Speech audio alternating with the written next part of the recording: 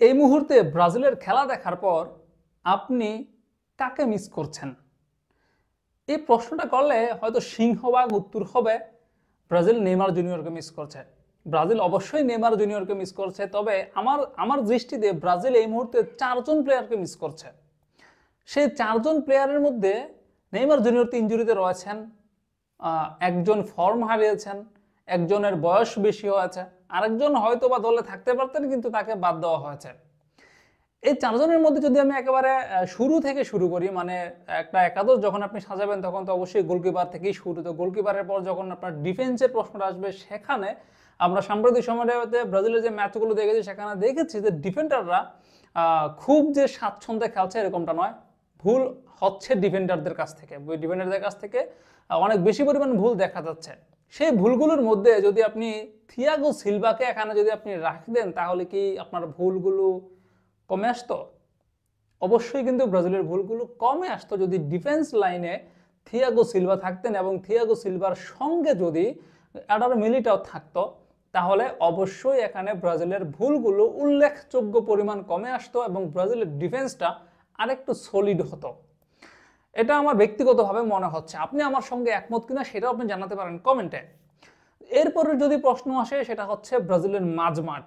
এই মুহূর্তে ব্রাজিলের মাঝমাঠে যারা খেলছেন তাদেরকে কিন্তু একরকম খুব যে ভালো খেলছে এরকমটা বলতে পারবেন না। আপনি হয়তো ছন্ন ছাড়া পারফরমেন্স যদি নাও বলেন, মানে খুব ভালো খেলতেছে এরকমটা বলতে পারবেন না, তাদের মধ্যে কিন্তু বন্ডিংটা নাই। আর ব্রাজিলের মিডফিল্ডে যে অভাবটা, সেটা হচ্ছে ক্রিয়েটিভিটির অভাব। সেই জায়গাতে যদি কোদিনহো থাকতো, তাহলে কিন্তু এই জায়গাটাতে আসলে ব্রাজিলকে দুশ্চিন্তা করতে হতো না। যদি কতিনহো এই মুহূর্তে ব্রাজিল দলে থাকতেন, তিনি তো ফর্ম হারিয়েছেন, যদি ফর্মের কতিনহোকে এই মুহূর্তে ব্রাজিলে পাওয়া যেত, তাহলে কিন্তু ব্রাজিলের এই আক্ষেপটা করতে হতো না যে ব্রাজিলের মিডফিল্ডারদের সমন্বয়ের অভাব, এই আক্ষেপটা করতে হতো না।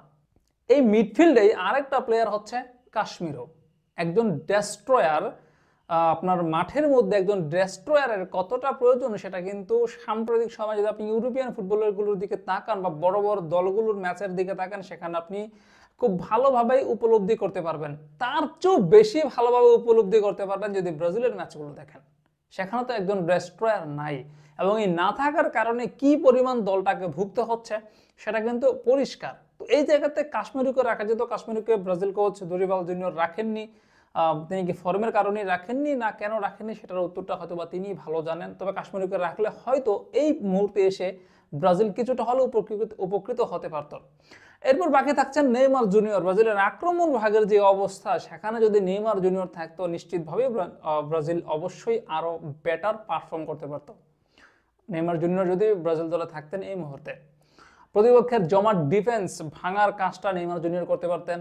তিনি আক্রমণ ভাগের অন্যান্য প্লেয়ারদের চালিকা শক্তি হতে পারতেন। তিনি তার যে সৃজনশীলতা, সেই সৃজনশীলতার মাধ্যমে দলটাকে উপকৃত করতে পারতেন। তার কারণে আক্রমণ ভাগের অন্যান্য ফুটবলাররা সুবিধা পেত, স্পেস পেত।